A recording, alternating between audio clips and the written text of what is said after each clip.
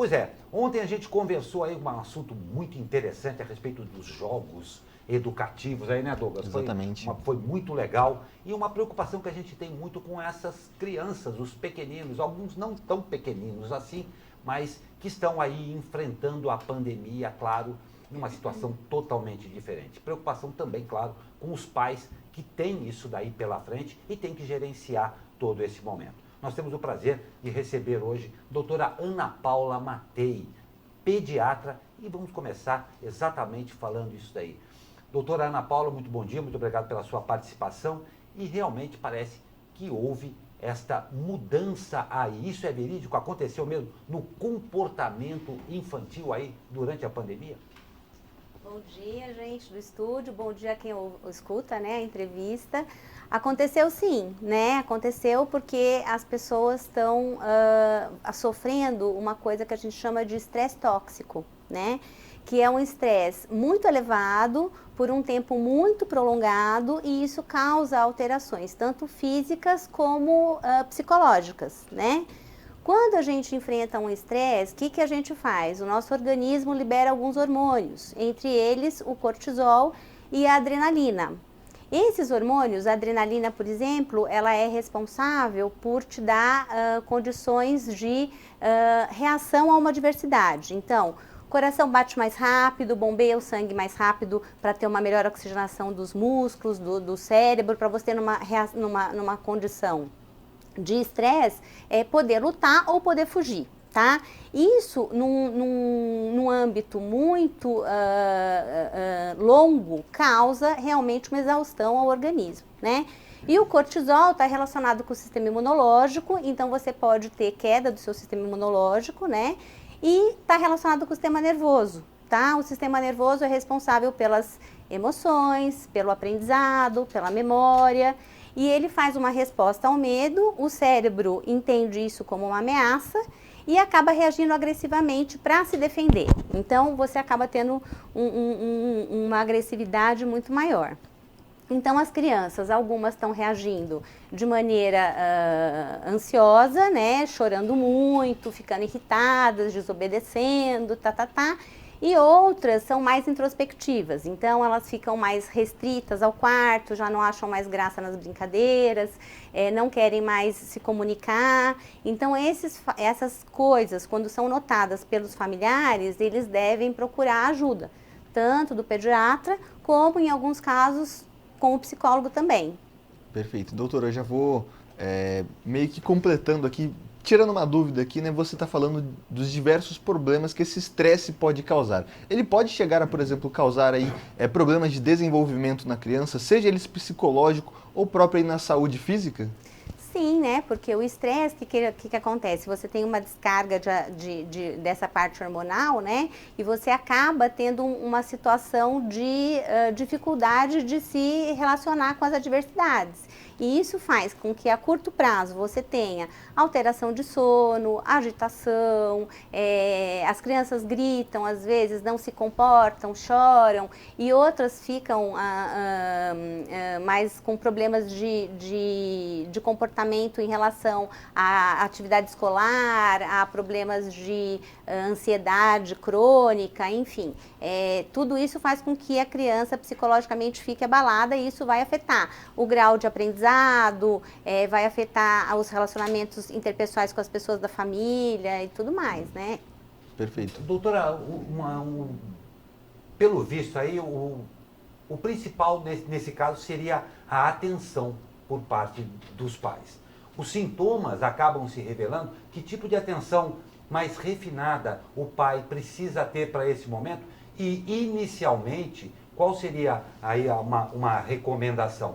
Ou se é que existe também uma recomendação para que isso não aconteça? Atividades, mais conversa, mas a atenção é imprescindível, né? Sim, você conhece o filho que você tem, né? Então, se ele está se comportando de uma maneira diversa do que ele sempre foi, você tem que olhar isso com cuidado, né?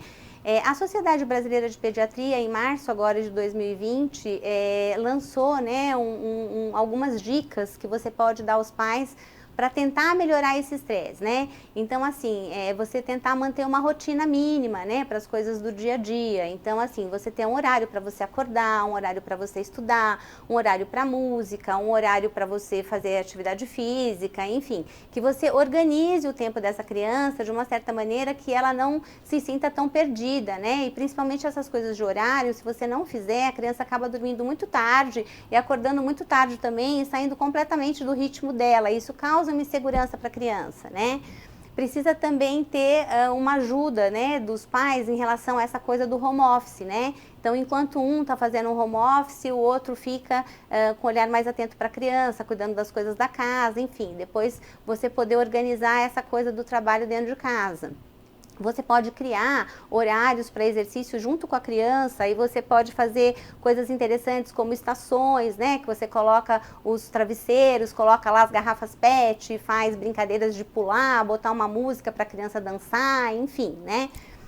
Principalmente você ser um exemplo para a criança, você saber lidar bem com essa coisa da crise, porque o exemplo do pai é muito importante. Então, se o pai não tiver uma condição boa de lidar com essa crise toda, com essa pandemia, isso também vai refletir nessa criança, né?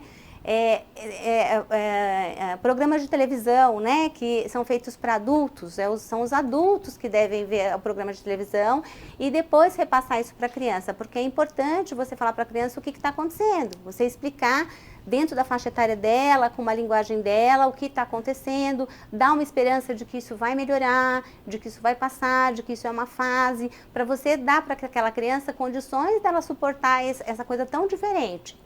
De não ter os contatos sociais com os amiguinhos mais, não ter a escola, às vezes estão distante dos avós, que são pessoas muito queridas, então promover lives alegres com os avós, né? Os avós contando alguma coisa legal que aconteceu, ou do passado, ou planos para o futuro, olha, quando tudo isso acabar, nós vamos sair, vamos fazer isso, vamos fazer aquilo, e isso com os idosos e também com os amiguinhos da escola, né? Você ter também um bate-papo, alguma coisa que linke essa parte afetiva da criança com o mundo que ela acabou, entre aspas, perdendo, né? Enfim, estabelecer uma rotina produtiva para a criança. Sim, né? A rotina é super importante, uma rotina produtiva, né? E quando você verificar que tudo isso não está adiantando, de que realmente a criança mudou o seu comportamento, não é mais aquela criança que você costuma conhecer, então que você procure auxílio médico e às vezes auxílio psicológico também, né? Isso é importante. Perfeito, muito legal a gente estar falando sobre essa rotina, né? Mas a gente também tem outro assunto que já está batendo assim na nossa porta, que é o retorno às aulas, né? Muitos pais aí estão dizendo que não vão voltar, não vão levar os filhos para a escola, outros dizendo que não tem problema, enfim, numa eventual volta às aulas, né? Como é que deve ser o comportamento dos pais com relação à saúde das crianças? Tem alguma prevenção, alguma alimentação diferencial? Tem que acontecer um acompanhamento mais de próximo à criança, visto aí esse retorno às aulas para prevenir exatamente esse coronavírus, né?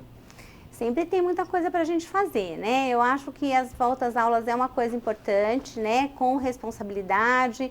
É interessante ensinar a criança como higienizar as mãos, né? De uma maneira lúdica, ensinar como tossir, falar da importância do uso da máscara. Eu acho que as escolas estão muito com esse olhar de responsabilidade, de manter as crianças com menor número na sala, vai ter que ter uma remodelação em relação a isso, né? Mas alguns países como a Suécia, por exemplo, as aulas não acabaram, as aulas continuaram normalmente, nem por isso eles tiveram um índice pior de coronavírus do que o nosso, né? E a gente sabe que as crianças não são um grupo de risco preferencial do coronavírus, né?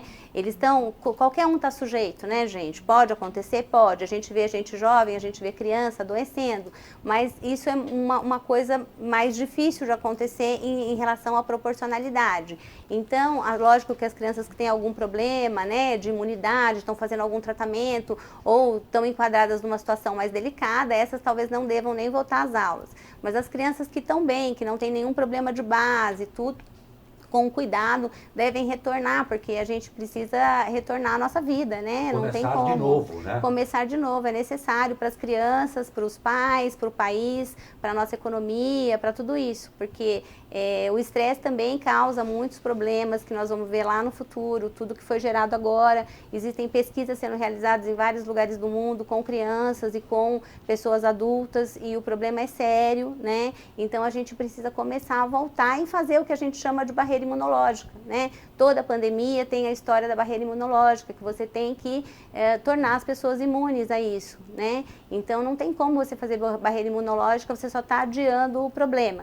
Isso não tem relação com as pessoas que são grupo de risco ou que tem algum problema, tá, gente? Isso é para pessoa saudável, né? Isso precisa acontecer, não tem como. Né? Doutora, a gente está falando, obviamente, a respeito de criança, doutora Ana Paula Matei, pediatra. E, doutora, nós estamos indo para o final da entrevista aqui, eu gostaria que a senhora rapidamente falasse, porque a senhora acaba, claro, sempre se relacionando muito com os pais das crianças, algumas aí que não tem. E também um momento difícil para eles. Então, todos os cuidados com as crianças, a gente já falou. Mas nesse momento, essa ligação é muito próxima. Então, um recado da senhora a todos esses pais com os cuidados, mas que os pais também não se esqueçam de alguns cuidados com eles também, né? Então, eu gostaria que a senhora deixasse uma mensagem aqui, rapidamente, para a gente encerrar aqui com este, que eu sei que a senhora deve conversar bastante com os papais, né? Sim, os pais, eles são a referência maior da criança, né? E as atitudes falam muito, mais do que as palavras. Então, não adianta você ter um discurso e você agir de maneira diferente. Então, seja confiante, esse momento vai passar. Nós somos um povo solidário, a gente está aqui para ajudar. Vocês não estão sozinhos, a gente tem uma rede de saúde boa brasileira, né? Tem os pediatras, tem os médicos generalistas, tem os infectologistas, tem os psicólogos, os psiquiatras. A gente está aqui para o que deve e confiem de que tudo vai dar certo, que isso vai passar e que é só uma fase. E passem essa segurança para os filhos de vocês.